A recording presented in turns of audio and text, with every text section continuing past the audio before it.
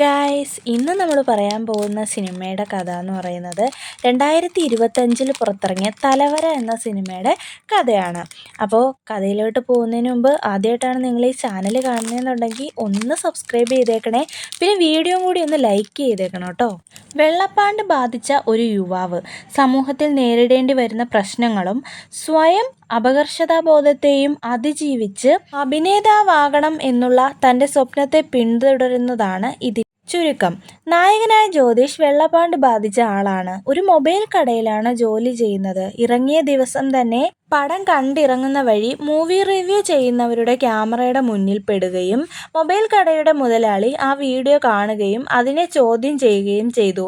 അങ്ങനെ അവന് ജോലി നഷ്ടപ്പെട്ടു. അവന് 5 ഉറ്റ ചങ്ങാതിമാരാണ് ഉള്ളത്.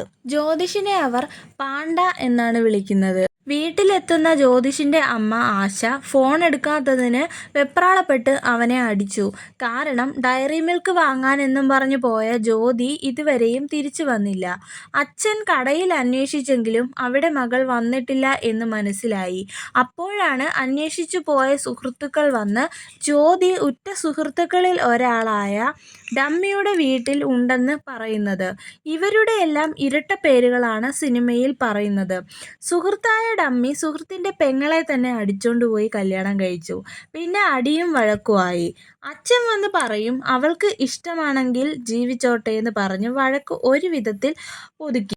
ജ്യോതിഷിൻ്റെ അമ്മ മുനിസിപ്പാലിറ്റിയുടെ കീഴിലുള്ള ഹരിതകർമ്മയിലാണ് ജോലി ചെയ്യുന്നത്. അച്ഛന് പ്രത്യേകിച്ച് ജോലിയൊന്നുമില്ല. ജോലി നഷ്ടപ്പെട്ട ജ്യോതിഷ് ഒരുപാട് അന്വേഷിച്ച് ഒടുവിൽ ഒരു സ്ഥലത്ത് ജോലി കിട്ടുന്നു, സൂപ്പർ മാർക്കറ്റിൽ. നായകൻ്റെ അച്ഛന് മകൾ ഇറങ്ങിപ്പോയതിന് ദേഷ്യമില്ലെങ്കിലും അമ്മ ഇപ്പോഴും കലിപ്പിലാണ്.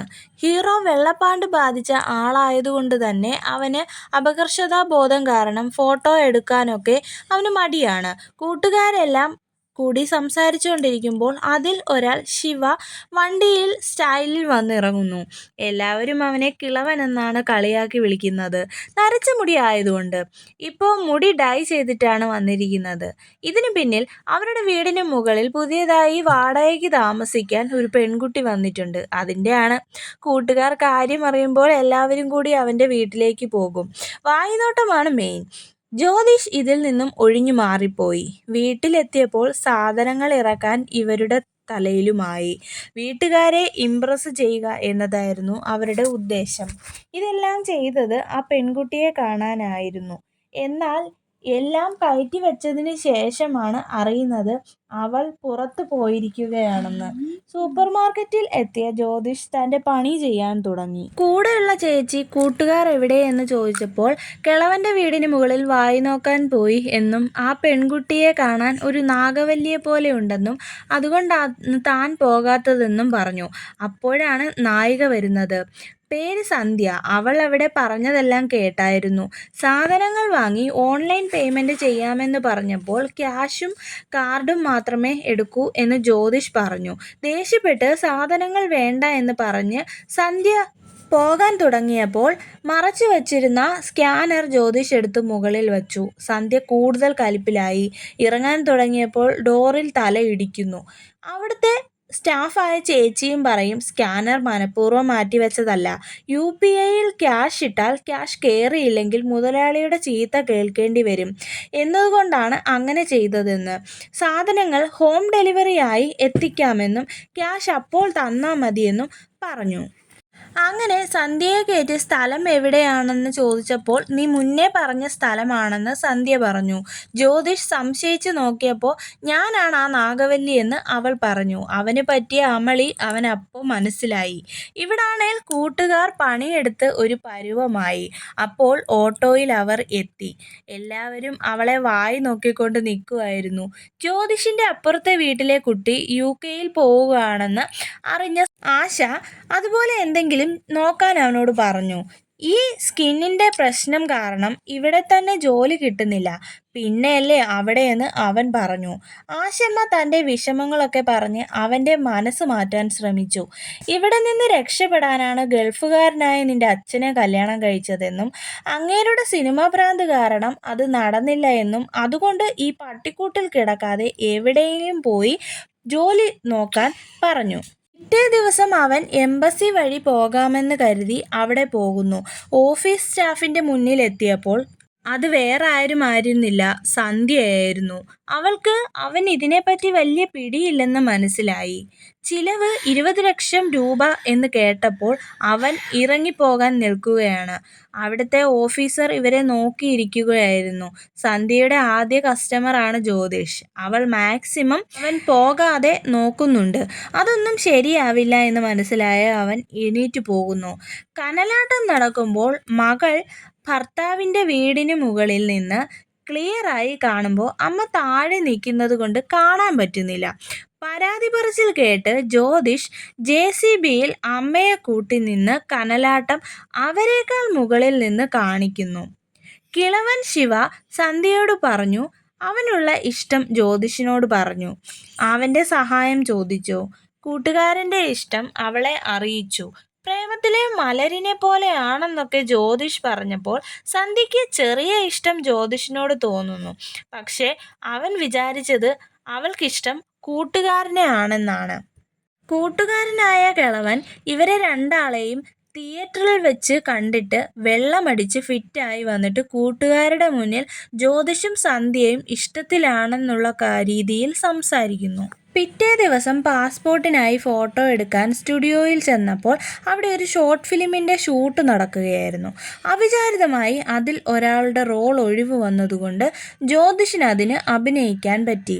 തുടക്കത്തിൽ അവൻ ക്യാമറ പേടിച്ചെങ്കിലും കൂടെയുള്ളവരുടെ സപ്പോർട്ട് ഉള്ളതുകൊണ്ട് നന്നായി അവൻ അഭിനയിച്ചു. അതിലുള്ള പ്രവീൺ ഒരു ഓഡിഷൻ നടക്കുന്ന കാര്യം ജ്യോതിഷിനോട് പറയും. അവിടെ പോയി ഓഡിഷൻ അറ്റൻഡ് ചെയ്യണമെന്നും പറയും. അങ്ങനെ ജ്യോതിഷ് അതിന് തയ്യാറായി. പിറ്റേ ദിവസം ഇൻ്റർവ്യൂവിന് പോകാനാണെന്ന് പറഞ്ഞ് അവൻ അമ്മയെ പറ്റിച്ച് ഓഡിഷൻ എത്തി. അവിടെ രജിസ്ട്രേഷൻ ഫീസ് 500 രൂപ അടയ്ക്കണമെന്നറിയുന്നു. അവനെ കൊച്ചാക്കിയുള്ള സംസാര രീതിയായിരുന്നു അവിടെ ഇരുന്ന ഷൈൻ എന്ന ആളിന്.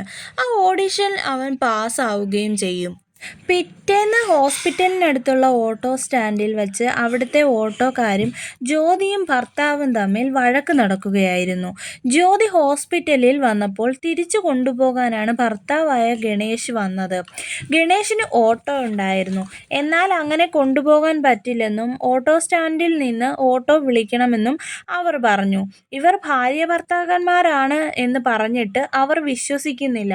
കറക്റ്റ് സമയത്താണ് ജ്യോതിഷ് അവിടെ എത്തുന്നത്. അപ്പോഴേക്കും പോലീസും വന്നു. ജ്യോതി താൻ പ്രഗ്നന്റ് ആണെന്നും ഹോസ്പിറ്റലിൽ വന്നതാണെന്നും പറഞ്ഞ് പ്രശ്നം സോൾവ് ആയി. ജ്യോതിഷ് പോലീസ് പറഞ്ഞതുകൊണ്ട് ഓട്ടോയിൽ കയറി. വീട്ടിലെത്തി അമ്മയോട് ജ്യോതി പ്രഗ്നന്റ് ആണെന്ന് പറഞ്ഞു. അമ്മയ്ക്ക് അവളോടുള്ള ദേഷ്യം മാറിയിട്ടില്ലായിരുന്നു അപ്പോഴും. പിന്നീട് സന്ധ്യയുടെ വീട്ടിൽ സാധനങ്ങൾ കൊടുക്കാൻ ജ്യോതിഷ് പോയപ്പോൾ അവൾ അവന്റെ മാറ്റത്തിനുള്ള കാരണം ചോദിച്ച് ദേഷ്യത്തിലാണ്. കൂട്ടുകാർ ഓരോ ഗോസിപ്പ് പറഞ്ഞുണ്ടാക്കിയതാണെന്ന് പറഞ്ഞ് സോൾവ് ചെയ്യുന്നു അവൻ. സന്ധ്യ ആകെ കലിപ്പിലാണ്. നീ ആരെയെങ്കിലും പ്രണയിച്ചിട്ടുണ്ടോ എന്ന് ചോദിച്ചു അവൾ. ഹീറോയ്ക്കൊരു പ്രണയമുണ്ടായിരുന്നു. രണ്ടുപേരും പരസ്പരം ഇഷ്ടപ്പെട്ടിരുന്നു. എന്നാൽ അവന്റെ അസുഖം പകരുമെന്ന് പേടിച്ച് അവൾ ഇട്ടിട്ട് പോയി. ഇത് കേട്ട സന്ധ്യ ഞാൻ അവളെ പോലെ ഇട്ടിട്ട് പോകില്ലെന്ന് അവനോട് പറഞ്ഞു. അപ്പോഴാണ് സന്ധ്യയ്ക്ക് അവനെ ഇഷ്ടമാണെന്ന് അവൻ അറിയുന്നത്. സിനിമ ഷൂട്ടിന്റെ കാര്യം അവൻ എല്ലാവരിൽ നിന്നും മറച്ചു വെച്ചിരുന്നു. സന്ധ്യയെ പിന്നീട് അവൻ അറിയിച്ചു. അവൾ അവനെ ലൊക്കേഷനിൽ കൊണ്ടുവിട്ടു. എന്നാൽ നിറയെ ആളുകളെയും ക്യാമറയെയും ഒക്കെ കണ്ടപ്പോൾ അവന് ഭയമായി. തിരിച്ചു പോകാൻ നോക്കിയപ്പോൾ അവനെ മോട്ടിവേറ്റ് ചെയ്ത് പറഞ്ഞു വിട്ടു സന്ധ്യ. നേരത്തെ ഓഡിഷനിൽ വച്ച് കണ്ട നിഹാലും അവിടെ ഉണ്ടായിരുന്നു. വലിയ കാര്യത്തിൽ അഭിനയിക്കാൻ പോയിട്ട് കുറെ ആളുകളുടെ കൂട്ടത്തിൽ നിൽക്കാനായിരുന്നു അവരെ വിളിച്ചത്. ക്യാമറാമാൻ ജ്യോതിഷിനെ മുന്നിൽ നിർത്തിയതിന് ചീത്ത പറയുകയും വൃത്തിക്ക് ഫ്രെയിം വയ്ക്കാൻ പറ്റില്ല എന്നും അവനെ പുറകിൽ നിർത്തുകയും ചെയ്തു. ജ്യോതിഷാണെങ്കിൽ അപമാനഭാരം കൊണ്ട് സങ്കടം കൊണ്ടും വിങ്ങിപ്പൊട്ടി നിഹാലിനെ നോക്കും. ജ്യോതിഷിന്റെ അച്ഛൻ ഇവൻ അഭിനയിച്ച ഷോർട്ട് ഫിലിമിന്റെ കാര്യം അറിഞ്ഞ് ആഘോഷിക്കുന്നത് കണ്ട് അമ്മ ദേഷ്യപ്പെടുകയാണ്. അച്ഛൻ അവനോട് പൈസ കൊടുത്താൽ അഭിനയിക്കാൻ എന്ന് പറയുന്നവരോട് പോവരുതെന്ന് പറഞ്ഞു കൊടുക്കുകയാണ്. ഷോർട്ട് ഫിലിമിലെ പ്രവീൺ ആണെങ്കിൽ ജ്യോതിഷിനെ തപ്പി ഇറങ്ങി. കൂട്ടുകാരോട് ജ്യോതിഷിനെ പറ്റി ചോദിച്ചപ്പോൾ അവർക്ക് അത് ആരാണെന്ന് മനസ്സിലാകുന്നില്ല. കാരണം ഇവർ അവൻ്റെ ഇരട്ടപ്പേരാണല്ലോ വിളിക്കുന്നത്. അപ്പോഴേക്കും ജ്യോതിഷ് അവിടെ എത്തി. ഷൂട്ടിംഗ് ലൊക്കേഷനിലെ സംഭവത്തിന് ശേഷം അഭിനയമോഹം അവൻ മനസ്സിലൊതുക്കിയിരിക്കുകയായിരുന്നു. എന്നാൽ പ്രവീൺ അവനെ വീണ്ടും കഴിവിനാണ് പ്രസക്തി എന്ന് പറഞ്ഞാണ് പോകുന്നത്. കൂട്ടുകാരുടെ അടുത്ത് ചെല്ലുമ്പോൾ അവരും അവനെ കളിയാക്കുകയാണ്. ഇവനെപ്പോലെ ഒരാളിന് ഷോർട്ട് ഫിലിം, ഗേൾ ഫ്രണ്ട് ഒക്കെ കിട്ടുന്നു, നമുക്കൊന്നും ഒന്നും കിട്ടുന്നില്ലല്ലോ എന്ന് പറഞ്ഞു. അതവനെ വിഷമിപ്പിച്ചു. പാണ്ട എന്നുള്ള വിളിയും കൂടെ കേട്ടപ്പോൾ ദേഷ്യം വന്ന് എല്ലാവരും അടിയായി. കൂട്ടത്തിൽ മിന്നൽ എന്നവൻ പറഞ്ഞു, എടാ നമ്മൾ കൂട്ടുകാരല്ലേ, നീ എന്തിനാ അവരെ തല്ലിയത്? നിങ്ങൾ എന്നെ മിന്നൽ എന്ന് വിളിക്കുന്നതിന് ഞാനൊന്നും പറയുന്നില്ലല്ലോ എന്ന് ചോദിച്ചു. അപ്പോൾ ജ്യോതിഷ് പറയും, നീ മിന്നൽ സ്പീഡിൽ ഓടുന്ന കഴിവ് കൊണ്ടാണ് ആ പേര് നിന്നെ വിളിക്കുന്നത്, എന്നാൽ എൻ്റേത് അങ്ങനെയല്ല എന്ന് സന്ധ്യയോട് പറയുമ്പോൾ, നീ മുകളിലേക്കൊന്ന് ചെല്ല്, അപ്പോൾ താഴെയുള്ളതൊന്നും നിന്റെ ചെവിയിലെത്തില്ല എന്നും അവൾ പറയും. അവനെ മോട്ടിവേറ്റ് ചെയ്യും. അവളുടെ വാക്കുകൾ അവനെ കുറച്ചൊക്കെ ജീവിതം പോസിറ്റീവായി കാണാൻ സഹായിച്ചു. അവളുടെ കൂട്ടുകാർ അവനോടുള്ള അവളുടെ സ്നേഹം ഒരു നേരമ്പോക്കാണെന്ന് പറയുന്നുണ്ട്. എന്നാൽ അവൾ അവനെ വിട്ടുകളയാൻ തയ്യാറില്ല. അവൾ കൂടുതൽ അടുത്തു. ഇതിനിടയിൽ അവൻ്റെ മൊബൈൽ സന്ധ്യയുടെ കയ്യിലായിപ്പോയി. അത് വാങ്ങാൻ വീട്ടിലെത്തിയപ്പോൾ അവൾ അവന് ഒരു ഉമ്മ കൊടുക്കുന്നുണ്ട്. ഈ സമയത്താണ് അവളുടെ അച്ഛനും കസിനായ ശക്തിയും വന്നത്. ജ്യോതിഷ് അവിടെ ചുറ്റിപ്പറ്റി തിരിയുന്നത് കണ്ട ശക്തി ചോദ്യം ചെയ്തു. അവൻ്റെ മുഖം ശരിയല്ലെന്നും കള്ളലക്ഷണം ഉണ്ടെന്നും പറഞ്ഞ് അപമാനിച്ചു. സന്ധ്യ നോക്കി നിന്നിട്ടും അവൾ പ്രതികരിക്കാത്തതിന് അവൻ അവളോട് ദേഷ്യമായി. അവൾ ക്ഷമ ചോദിക്കാൻ വന്നിട്ടും അവൻ അവളെ മൈൻഡ് ചെയ്തില്ല.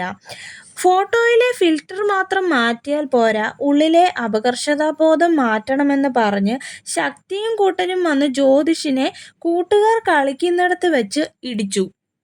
ഇവർ ഇഷ്ടത്തിലാണെന്നുള്ള സൂചന പുള്ളിക്ക് കിട്ടിയിരുന്നു. അവന് സന്ധ്യയോട് ഇഷ്ടമായിരുന്നു ശക്തിക്ക്. എന്നാൽ ജ്യോതിഷിൻ്റെ കൂട്ടുകാർ ശക്തിക്കിട്ട് നല്ല പണി കൊടുത്തു. കുടിക്കാൻ വെള്ളവുമായി ഗണേശും വന്നു. അങ്ങനെ അവർക്കിടയിലെ പ്രശ്നം അവസാനിച്ചു. കൂട്ടുകാർ തമ്മിൽ വഴക്കായിരുന്നല്ലോ, അവർക്കിടയിലെ പ്രശ്നം സോൾവ് ആയി. ഇതോടെ സന്ധ്യയും ജ്യോതിഷും തമ്മിൽ മിണ്ടാതെയുമായി. അവൻ ഓഡീഷനുകൾ ധൈര്യത്തോടെ അറ്റൻഡ് ചെയ്യാൻ തുടങ്ങി. അമ്മയുടെ കഷ്ടപ്പാട് കണ്ട് പാസ്പോർട്ട് ശരിയാക്കി പുറത്തേക്ക് പോകാൻ തീരുമാനിച്ചു. അതിന് പോകുമ്പോഴാണ് തൃശ്ശൂരിൽ ഓഡീഷനിൽ നിന്ന് ഒരു ഫോൺ കോൾ വന്നത്. എന്ത് ചെയ്യണമെന്നാലോചിച്ച് നിന്നിട്ട് അവസാനം തൃശ്ശൂർ പോവാനായി തീരുമാനിച്ചു അവൻ. ജീവിതത്തിലെ ഒരു നിർണായക നിമിഷമാകും എന്നവൻ കരുതിയത്. അവിടെ എത്തിയപ്പോൾ ഡയറക്ടർ നവീനും ഒക്കെ വളരെ ബഹുമാനത്തോടെയാണ് പെരുമാറിയത്. ആ പടത്തിലെ നായകൻ ഷിബു എന്തൊക്കെയോ അടിച്ചു കയറ്റി ബോധമില്ലാതെയാണ് വന്നത്. അങ്ങനെ പ്രൊഡ്യൂസർ ജ്യോതിഷിനെ കാണുന്നു. അയാൾ അവനെ എങ്ങനെങ്കിലും ഒഴിവാക്കാനായി പരിഹസിക്കുന്ന രീതിയിൽ സംസാരിച്ചു. അവൻ തിരിച്ച് വീട്ടിലെത്തിയപ്പോൾ പ്രശ്നങ്ങൾ എല്ലാം മറന്ന് ആശ മകളെയും മരുമകനെയും വീട്ടിലേക്ക് വിളിച്ചിരുന്നു. എന്നാൽ ജ്യോതിഷ് ഓഡീഷന് പോയ വിവരം അറിഞ്ഞ് അമ്മയും അവനും തമ്മിൽ വഴക്കായി. പാസ്പോർട്ടിന് എന്ന് പറഞ്ഞ് അമ്മ കൊടുത്ത 2000 രൂപ തിരിച്ചു തരാൻ പറഞ്ഞ് ആകെ പ്രശ്നമായി. എനിക്ക് ഇഷ്ടമുള്ള പോലെ ഞാൻ ചെയ്യും, ഉള്ള വീട്ടിൽ സമാധാനമില്ലാതെ വേറെ വീട് വെക്കാൻ പറഞ്ഞ് സമാധാനം നശിപ്പിച്ചു എന്ന് പറയും. അത് കേട്ട് അച്ഛൻ അവനെ അടിക്കും. അമ്മയും നിന്റെ മുഖം കണ്ടാൽ നിന്നെ ഏത് സിനിമയിലാണ് എടുക്കുക എന്ന് പറഞ്ഞപ്പോൾ അവന് സഹിക്കാൻ കഴിഞ്ഞില്ല. വീട്ടിൽ നിന്ന് ഇറങ്ങിപ്പോയി. പിറ്റേ ദിവസം കൂട്ടുകാരൻ ശ്യാം ജ്യോതിഷിനെ തിരക്കി സന്ധ്യയെ വിളിച്ചു. സന്ധ്യയുടെ വീടിൻ്റെ പാലുകാച്ചിൻ്റെ സമയത്താണ് ഈ കോൾ വന്നത്. ഇത് കേട്ട അവൾ അവനെ നോക്കി പലയിടത്തും പോയെങ്കിലും അവനെ കാണാൻ കഴിഞ്ഞില്ല. അവസാനം പണ്ടവർ പോയ വലിയ ഒരു ഉയരമുള്ള കെട്ടിടത്തിൻ്റെ മുകളിൽ വെച്ച് അവനെ കണ്ടു. സങ്കടത്തിലും ദേഷ്യത്തിലും ചീത്ത പറഞ്ഞെങ്കിലും അവൻ മറുപടി ഒന്നും പറയാതെ അവളെ കെട്ടിപ്പിടിച്ചു കരഞ്ഞു. അവൾ തിരിച്ച് അവനെ വീട്ടിൽ ഡ്രോപ്പ് ചെയ്തു. അന്ന് വൈകുന്നേരം അവൾ വിളിച്ചതുകൊണ്ട് അവൻ അവളുടെ വീട്ടിൽ സംസാരിക്കാനായി വന്നു. അപ്പോൾ ശക്തി വഴക്കുണ്ടാക്കാൻ വന്നെങ്കിലും ജ്യോതിഷിന്റെ കൂട്ടുകാരെ കണ്ട് അവൻ ഇറങ്ങിപ്പോയി. അവളുടെ അച്ഛൻ വിനോദയാത്രയിലെ മീര ജാസ്മിനെ പോലെ ജീവിക്കാൻ അറിയില്ല. 1 കിലോ അരിക്ക് എന്താ വില എന്നറിയാമോ? പഞ്ചസാരയ്ക്ക് എന്താ വില എന്നറിയാമോ? എന്നെല്ലാം ചോദിച്ചു. അവനാണെങ്കിൽ അതിനെല്ലാം മറുപടിയും കൊടുത്തു. കാരണം അവൻ സൂപ്പർ മാർക്കറ്റിലാണല്ലോ ജോലി ചെയ്യുന്നത്. അവൻ വേറെ ജോലി അന്വേഷിക്കുന്നുണ്ടെന്നും ആക്ടർ ആകാനാണ് അവന് താല്പര്യം എന്നും പറഞ്ഞു. ഇതെല്ലാം ഗണേഷിനോട് പറയുമ്പോൾ, നീ ധൈര്യമായി കെട്ടിക്കോടാ, ഒരു നാൾ എതിർത്തവരൊക്കെ നിന്റെ പുറകിലും ഇതുപോലെ വന്നിരിക്കും എന്ന് പറഞ്ഞപ്പോൾ അതിന് ഈഗോ അടിച്ച് നടന്നുപോയ ഗണേഷിന്റെ പിറകെ വണ്ടിയെടുത്ത് വന്ന ഗണേഷ് പെട്ടെന്ന് ഹാർട്ട് അറ്റാക്ക് വന്ന് വണ്ടിയിൽ നിന്നും മറിഞ്ഞു വീണ് മരിക്കുന്നു. ശേഷം ജീവിതം എങ്ങനെ മുന്നോട്ട് കൊണ്ടുപോകുമെന്ന് ആലോചിക്കുമ്പോൾ ജ്യോതിഷ് ഗണേഷിന്റെ ഓട്ടോ എടുത്ത് ഓടിക്കാമെന്ന് അവൻ തീരുമാനിച്ചു. അങ്ങനെ ലൈഫ് നന്നായി കൊണ്ടുപോയിക്കൊണ്ടിരിക്കുമ്പോൾ അവിചാരിതമായി ഡയറക്ടറായ വിമലിനെ കാണുന്നു. അന്ന് ഓഡിഷൻ നടത്തിയ പടം ചെയ്യാൻ പറ്റിയില്ല. അയാൾ പുതിയ ആളുകളെയാണ് നോക്കുന്നത്. അതുകൊണ്ട് ഓഡിഷന് ഒന്നുകൂടി വരാൻ അവനോട് പറഞ്ഞു. സഹോദരിയെ ചെക്കപ്പിന് ആശുപത്രിയിൽ കൊണ്ടുവന്നപ്പോൾ അവൾ പറഞ്ഞു, പണ്ട് ജ്യോതിഷ് ബ്രേക്കപ്പ് ആയപ്പോൾ എലിവിഷം കഴിച്ച് ഹോസ്പിറ്റലിൽ കിടന്നപ്പോഴാണ് താൻ ഗണേഷുമായി ഇഷ്ടത്തിലായതെന്ന്. ജ്യോതിഷിനോട് ഇതിനെപ്പറ്റി പറയരുതെന്ന് അവളാണ് പറഞ്ഞതെന്നും പറഞ്ഞു. ഇതെന്റെ തീരുമാനമല്ലേ, അതിൽ ഞാൻ ഹാപ്പിയാണെന്ന് പറഞ്ഞ് അവളുടെ വാക്കുകൾ കേട്ട് അവൻ തൻ്റെ അപകർഷതാബോധത്തെ മറികടന്ന് ഓഡീഷന് പോകാൻ തീരുമാനിക്കുന്നു. എന്നാൽ ഷൈൻ എന്ന ആൾ വെറുതെ ഓരോ പ്രശ്നങ്ങൾ ഉണ്ടാക്കുകയാണ്. അവനെ അഭിനയിക്കാൻ സമ്മതിച്ചില്ല. അവസാനം വലിയ പ്രശ്നമാവുകയും എല്ലാവരും ഹോസ്പിറ്റലിൽ ആവുകയും ചെയ്തു. കാൽ ഫ്രാക്ചർ ആയിട്ടും അവന് തൻ്റെ അഭിനയമോഹം വിട്ടുകളയാൻ തോന്നിയില്ല. ഇവിടെ വെച്ച് എൻ്റെ ഓഡിഷൻ നടത്താമോ എന്ന് അവൻ അവരോട് ചോദിച്ചു. അവിടെ വെച്ച് അവൻ്റെ ഓഡിഷൻ ചെയ്യാൻ തീരുമാനിച്ചു. അതിൽ അവൻ വളരെ നന്നായി പെർഫോം ചെയ്തു. അവസാനം അവനെ അംഗീകരിച്ചു. ഫൈനൽ റൗണ്ടിൽ കാണാമെന്ന് പറഞ്ഞ് അവനെ സെലക്ട് ചെയ്തു. സന്ധ്യയുടെ അച്ഛനെ സമ്മതിപ്പിക്കാനും അവന് കഴിഞ്ഞു. അവനെ സിനിമ എല്ലാവരും ഏറ്റെടുത്തു. അങ്ങനെ സിനിമ അവസാനിക്കുന്നു. കഥയുടെ സന്ദേശം, ഒരു ലക്ഷ്യമുണ്ടെങ്കിൽ എല്ലാ തടസ്സങ്ങളെയും നേരിട്ട് സ്വന്തം അപകർഷതാബോധത്തിൽ നിന്ന് പുറത്തിറങ്ങാൻ ധൈര്യം കാണിച്ച് നിരന്തരം പരിശ്രമിച്ചു കൊണ്ടിരിക്കുക എന്നതാണ്. നിങ്ങൾക്ക് ഈ ഒരു കഥ ഇഷ്ടപ്പെട്ടെങ്കിൽ ലൈക്ക് ചെയ്യണം കേട്ടോ. നിങ്ങളുടെ അഭിപ്രായങ്ങളൊക്കെ കമൻറ്റ് ബോക്സിൽ അറിയിക്കാനും മറക്കരുത്. ചാനൽ സബ്സ്ക്രൈബ് ചെയ്യാനും മറക്കരുത്. സിനിമ എങ്ങനെ ഉണ്ടെന്ന് നിങ്ങൾ അറിയിക്കണം കേട്ടോ കമൻറ്റ് ബോക്സിലൂടെ. ബായ്.